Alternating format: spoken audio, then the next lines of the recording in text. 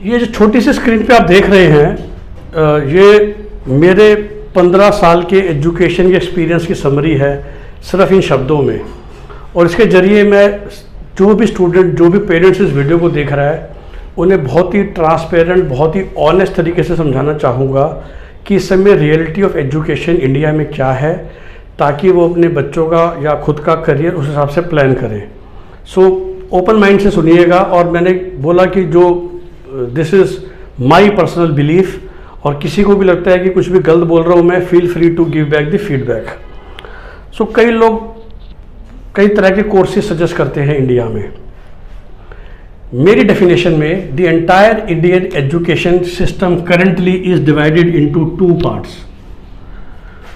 One is MBBS, one is non MBBS।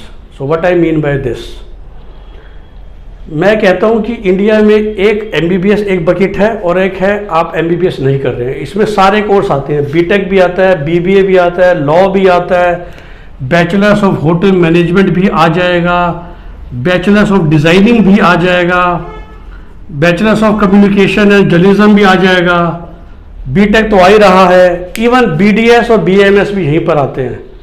Of course इस session में मैं सिर्फ 2 कोर्स के बारे में बात नहीं कर रहा, which is chartered accountancy and company secretary, because they are not a degree courses, as we know कि they are professional certification courses, और जिनकी बहुत अलग से एक मार्केट और अलग से वैल्यू है।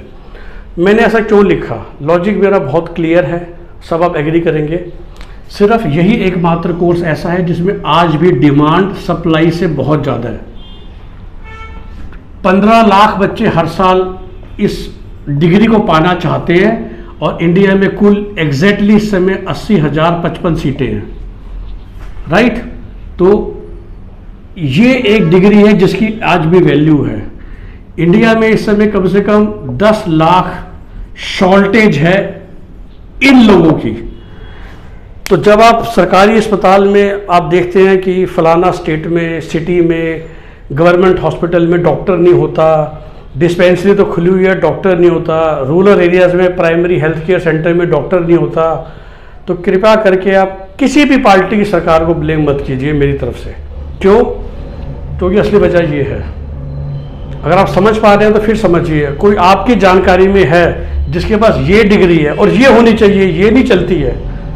आयुर्वेदिक होम्योपैथी डॉक्टर नहीं, MBBS डॉक्टर जो एलोपैथिक मेडिसिन को फॉलो करता है, तो एक दिन के अंदर अंदर सरकारी नौकरी की गारंटी मेरी है। तो इससे आपको पता चल जाना चाहिए कि इसकी कितनी कमी है, और आज भी कमी और कई सालों तक चलती रहेगी, क्योंकि हर साल सिर्फ 80,000 डॉक्टर इंडिया में बन सकते हैं इस समय भी, और हम तो ऑलरेडी 10 लाख शॉर्ट चल रहे हैं, और ये तो शॉर्टेज है, तो कंपटीशन तो भी बहुत दूर की बात है। तो आपके पास अगर ये डिग्री है तो आपका करियर सेट है, विच मीन्स जो हम कहते हैं ना डिग्री की वैल्यू, वो इसकी है। नॉन MBBS में आप कुछ भी कोर्स उठा लीजिए, आप BTech हैं, आप BBA हैं, आप BGMC हैं, आप लॉ हैं, आप BHM हैं, आप डिज़ाइनिंग कर रखी है, आपने MBA कर रखी है, सबसे बड़ा आप ये नहीं सोच सकते कि जी मेरे पास डिग्री है तो मैं सब कुछ हूँ। ये मैं बार बार इसलिए कह रहा हूँ क्योंकि 20 साल पहले ऐसा नहीं था। जब मैं DC गया था 1996 में, पूरे दिल्ली NCR में इंजीनियरिंग के 3 कॉलेज थे, आज 300 कॉलेज हैं। तो फ़र्क क्या हुआ है कि लेट 90s में, और तभी वो ये फ़र्क ना अभी तक पेरेंट्स को, बच्चों को समझ में नहीं आया है। 20 साल पहले अगर मैं बोलता था मैं BTech हूँ तो बात ख़त्म, क्योंकि सामने वाले को पता था कि ये उन 3 कॉलेज में से कॉलेज में गया था। दैट मीन्स ये टॉप बच्चा है, प्रीमियर बच्चा है, इसके पास बेस्ट IQ है, बेस्ट हार्डवर्क कर सकता है, तभी तो आप प्रीमियर कॉलेज में जाते हो ना। लेकिन अब हो गए 3 के 300। अब जब कोई कहता है ना मैं BTech हूँ, तो बंदा पूछता है किस कॉलेज से, और आप बोलते हो BTech IIT दिल्ली, तो आपकी वही इज्जत है जो 20 साल पहले थी। पर आप बोलते हो कि BTech from college in UP rural areas और मध्य प्रदेश रूरल एरियाज़, तो फिर ठीक है। तो उस बच्चे का भी फर्ज है कि वो अपने आप को या अपने एस्पिरेशंस को वैसे ना समझे। यही सब कोर्सेज में है A to Z। तो आप IIT से BTech हो, वो भी IIT भी अब तो 23 हो गई हैं, टॉप की 7 IIT, आप DC से हो, NSIT से हो, VIT से हो, IP यूनिवर्सिटी से हो, तो आप प्रीमियर इंस्टीट्यूट के बच्चे हो। आप किसी टायर 3 कॉलेज के BTech हो, जो उसके बाद सारे ही हैं। प्रॉब्लम ये है कि इंडिया में सारे ये जो प्रीमियर कॉलेजेस हैं जो ये कोर्स कराते हैं, उनकी तो पूरी गिनती मिलाकर भी 500 से ऊपर नहीं है। अब मैं कहना क्यों चाह रहा हूँ, देखिए आप समझिए बात को, ये तो मैंने बता दिया कि शॉर्टेज बहुत है। इन चीज़ों में डिफरेंस क्या है कि ये जो कॉलेज है ना, ये बहुत बड़ा काम करते हैं सोसाइटी के लिए। अदर देन अच्छी एजुकेशन देना बच्चों को, ये ना फ्यूचर सोसाइटी के लिए, फ्यूचर एम्प्लॉयर्स के लिए, फ्यूचर इन्वेस्टर्स के लिए एक बहुत बड़ा फिल्ट्रेशन भी करते हैं। जो बच्चा यहाँ पहुँचता है वो बच्चा पैदाइशी, हार्डवर्किंग, फोकस्ड, इंटेलिजेंट, ऑनेस्ट वाला होगा। ये लेवल लेकर ही तो बच्चों को 10 साल बाद इन्वेस्टमेंट्स मिलती है। यही बच्चे ही तो ओला कैब बनाते हैं, पेटीएम बनाते हैं, फ्लिपकार्ट बनाते हैं, अमेज़न बनाते हैं, जोमेटो बनाते हैं, मेडिटेशन बनाते हैं। क्यों बनाते हैं? मैं ये नहीं कहता हूँ कि बाकी बच्चे नहीं बना सकते, लेकिन 17 साल की उम्र में, 20 साल की उम्र में ही बच्चों ने दिखा दिया कि वो उनके अंदर जीन्स कौन से हैं, और वो जो इस समय दिखा देते हैं ना, वो अगले 40 साल तक चलता है। ये हम लोग समझते नहीं हैं। तो कई बार मुझसे लोग कहते हैं कि यार मेरा ये आइडिया, मुझे इन्वेस्टमेंट चाहिए। मैं कहता हूँ तुम किस कॉलेज के पढ़े थे, ये कहाँ जॉब की है, सब एवरेज है। मैं कहता हूँ इस जन्म में आपको प्राइवेट इक्विटी इन्वेस्टमेंट या वीसी इन्वेस्टमेंट नहीं मिल सकती, क्योंकि वो जो लोग बैठे हैं उनके पास दिन में 1000 प्रपोजल आते हैं पैसा मांगने के लिए। तो उनकी सबसे बड़ी फिल्ट्रेशन पता क्या है कि हम कहाँ से पढ़े हुए हो, इन कॉलेजों से, टॉप कॉलेजों से पढ़े हो। मैं काउंट कर सकता हूँ, एमबीए की बात करें 23 भी नहीं बोलूँगा, टॉप के 10 IIM, नारसिम्हन जी, एक्सेलराई, FMS, MDI, SP Jain, symbiosis के 2 कैंपस, SIMS और SMHRD, टोटल गिन के 40 कॉलेज हैं MBA की जिनकी एक्चुअली वैल्यू या नाम है। सारे IIM भी नहीं आते हैं। बीटेक की बात करते हैं, कुछ IITs, VIT, Thapar, Indraprastha university Delhi की, बस। लॉ की बात करते हैं, national law schools, OP Jindal university, VIPS, CP Jain Delhi में, फर्ग्यूसन मुंबई में, पुणे में, जो कि count, B designing, NID Ahmedabad, 6 NIFT के कैंपस। तो ये जो 12th के बाद बच्चे 3-3 साल तैयारी करते हैं, किसके लिए? बीटेक के तो इंडिया में 10 लाख सीटें हैं, सीट की कमी नहीं है, लेकिन सबके सब जाना चाहते हैं वो टॉप 7 IIT में जहाँ खाली 4000 सीटें हैं। वो 4000 सीटों के लिए 14 साल के बच्चे उठ के कोटा जाते हैं। बीटेक करने के लिए नहीं, बीटेक तो अपने गांव में कर सकते हैं। उठ के क्यों गए हैं? कि उन 6 कॉलेज में जाना है, क्योंकि वो 6 कॉलेज में एंट्री आपको life time, it's not only about campus placement, trust me, ये अगले 40 साल का फर्क होता है। अब मैं कहना चाहता था कि अगर आप अच्छे कॉलेज में नहीं भी पहुंच पाए, लेकिन आपने सही मेहनत कर ली, क्योंकि इस कॉलेज में पहुंचते ही तो ना मेरी मेहनत का ठप्पा लग गया मेरी मेहनत के ऊपर। मैं मेहनती हूँ, मुझे मुंह से बोलने की जरूरत नहीं पड़ेगी। मैंने इस कॉलेज का पेपर क्लियर किया था एंट्रेंस, और इस कॉलेज को पास कर लिया। दैट मीन्स कि मैं मेहनती का ठप्पा मेरे पे लगा हुआ है। मैं IIM अहमदाबाद का था, मैं बेंगलोर का था, कलकत्ता का था, लखनऊ का था, इंदौर का था। तो मेरे पे तो ठप्पा लग चुका है कि मैं अच्छा हूँ, ऑनेस्ट हूँ, मेहनती हूँ, इंटेलिजेंट हूँ, हार्डवर्किंग हूँ, IQ वाला हूँ, हर चीज़ समझ सकता हूँ, कभी काम को डिले नहीं करूँगा, सब कुछ गिवन है। लेकिन जिस बच्चों को ये सब नहीं मिल रहा, उनको ज़रूरत है बहुत एक्स्ट्रा एफर्ट करने की। वो करके भी वो यहाँ पर पहुँच सकते हैं। तो मैं ये नहीं कहना चाह रहा था कि मिलेगा ही नहीं, but chances are very low, क्योंकि हिस्टोरिकली हो चुका है ना कि देखिए बड़ी सी कंपनी है, मैकिन्जी है, BCG है, बेन है, हिंदुस्तान लीवर्स है, उनको साल में 10,000 लोग तो चाहिए ही नहीं, उन्हें 50-100 लोग चाहिए। वो कहते हैं यहीं से मिल जाती हैं हमें, सबके सब बढ़िया होते हैं। तो हम क्यों रिस्क लें एक टायर 2-3 कॉलेज के बच्चे से बात भी करने का? समय नहीं है ना, और समय के बाद ले भी लिया तो फिर पता नहीं कैसा निकलेगा। तो ये फ़र्क होता है, आप समझिए। इसलिए जो पेरेंट्स से मेरी अपील है, टॉप कॉलेज में होता है तो ठीक है, उसके नीचे अगर हो रहा है तो पहले देखिए।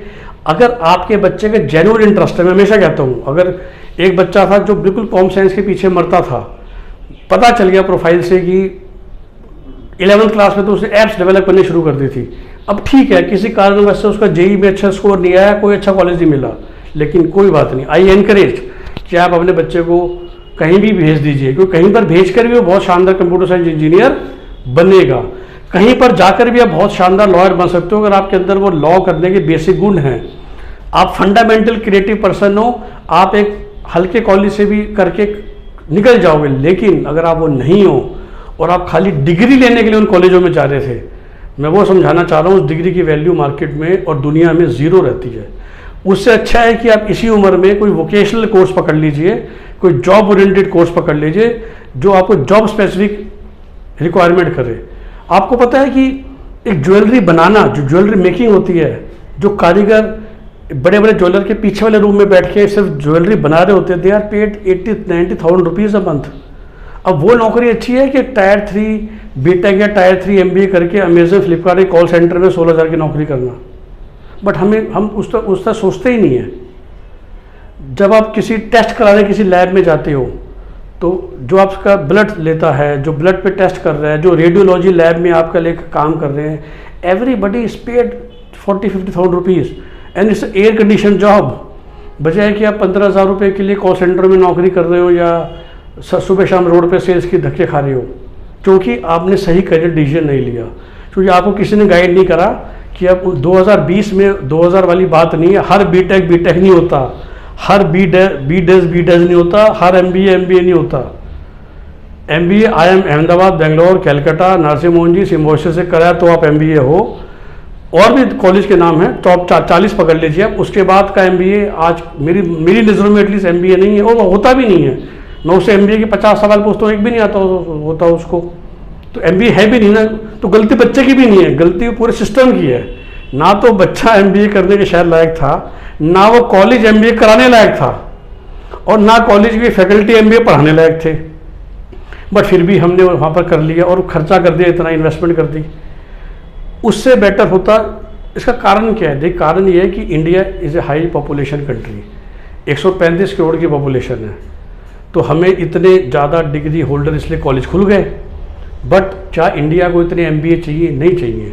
अगर आपको सेल्स की नौकरी करनी है तो MBA में 10 लाख रुपए क्यों खर्च किए? सेल्स की नौकरी तो आपको वैसे ही मिल जाती। और 95% MBAs को इन कॉलेज के बाद सेल्स की नौकरी मिलती है। 90% बीटेक करने के बाद कॉल सेंटर्स में टेक्निकल सपोर्ट ही दे रहे हैं, वो तो बिना बीटेक के भी दे सकते थे। 90% बीटेक डिजिटल मार्केटिंग कर रहे हैं। थैंकफुली डिजिटल मार्केटिंग ने बचा रखे इंडिया एम्प्लॉयमेंट को। पिछले 7-8 साल से जो ये KPO चला है डिजिटल मार्केटिंग में, वहाँ सारे बीटेक कंज्यूम हो जाते हैं। बट प्रॉपर बीटेक करने के बदले अगर आप 1 साल का डिजिटल मार्केटिंग कोर्स कर ले तो शायद बेटर परफॉर्म करोगे ना। ये एटलीस्ट आपको पता तो हो कि बीटेक आप नाम के लिए कर रहे हो और असली काम आपको डिजिटल मार्केटिंग में करना है। तो इस वीडियो का पर्पस ये है कि आपको ये समझाना है कि क्यों फ़र्क है। इन कॉलेज में ये मत सोचिए, बस मैं पेरेंट्स और बच्चों को कहना चाहता हूँ कि हर डिग्री सेम नहीं है, हर MBA सेम नहीं है। बड़ा इंपॉर्टेंट होता है अब कि MBA कहाँ से हो, बीटेक कहाँ से हो, BBA कहाँ से हो।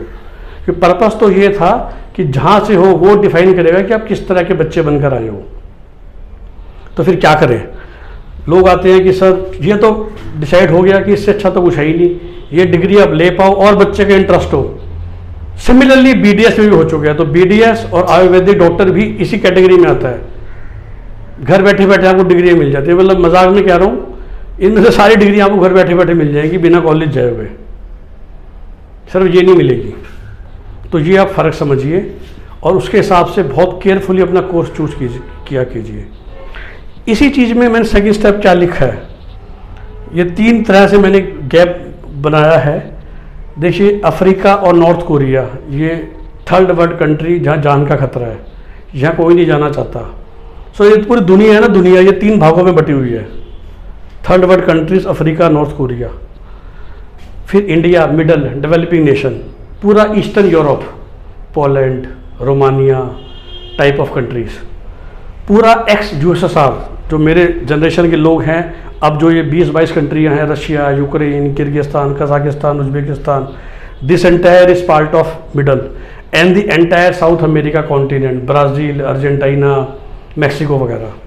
और फिर ये है धरती पे स्वर्ग, तकरीबन 30 देश, USA, UK, ऑस्ट्रेलिया, कनाडा, पूरा का पूरा western Europe, Germany, Spain, Italy, Belgium, of course Japan and south Korea. तो कोशिश पूरे दुनिया की रहती है, कहीं का भी बच्चे हों, चाहे इन देशों में आप रहते हो चाहे इन देशों में रहते हो, हम स्टडी के बहाने, किसी भी बहाने इन देशों में पहुंच जाए। और इसी के लिए स्टडी अब्रॉड मार्केट चलती है। जस्ट टू टेल एवरीबडी कि स्टडी अब्रॉड करके हम सब उठ के यहाँ से यहाँ आना चाहते हैं। तो चाहे ये वाला कोर्स है, चाहे ये वाला कोर्स है, ये कोर्स तो अगर आपको प्रीमियम में मिल गया तो इंडिया में रहिए, प्रीमियम में नहीं मिल पा रहा तो मैं हमेशा सजेस्ट करता हूँ कि आप इन कंट्रीज़ में चले जाइए। एमबीबीएस भी आप इस कंट्री में जा सकते हो, लेकिन इम्पॉसिबल है, क्योंकि जिस तरह एमबीबीएस इंडिया में बड़ा कोवेटेड कोर्स है, ऐसे बाहर भी है। तो इसलिए एमबीबीएस करने के लिए आप जाते हो इन कंट्रीज़ में, प्राइमरली यूएसएसआर, इसके साथ में चाइना और फिलीपींस आ जाता है।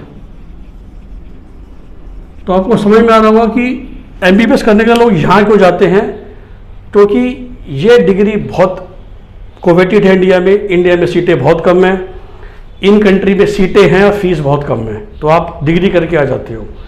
इन सब कोर्सेज के लिए कोई यहाँ नहीं जाता, क्या ज़रूरत है, क्योंकि वो डिग्री तो इंडिया में मिल ही रही है।